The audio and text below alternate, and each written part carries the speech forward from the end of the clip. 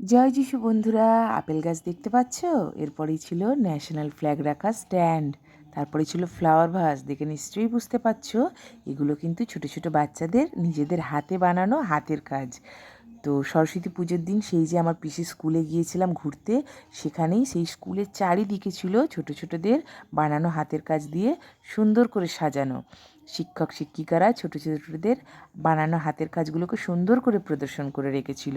দেখো এখানে একটা দোলনা বানানো, তারপরে ছিল পালকি, তারপরে ছিল ইন্ডিয়া গেট।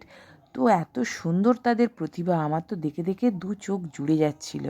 তাই জন্য তোমাদের জন্য ক্যামেরাবন্দি করে আনলাম।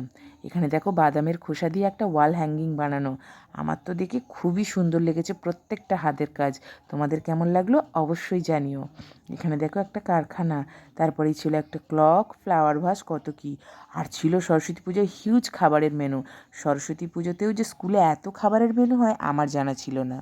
ছিল ফুচকা স্টল, তোমার ভেজ বল, কড়াইশুঁটির কচুরি, ছোলার ডাল, বাসন্তী পোলাও, কাশ্মীরি আলুর দম, কমলাভোগ, পান্তুয়া, আইসক্রিম, না জানি কত কি, চাটনি, পাঁপড়। আমাদের তো খেয়ে একদম পেটের অবস্থা দমসম। তোমাদের আমাদের ভিডিওটা কেমন লাগলো অবশ্যই কমেন্টস করে জানিও। Thank you.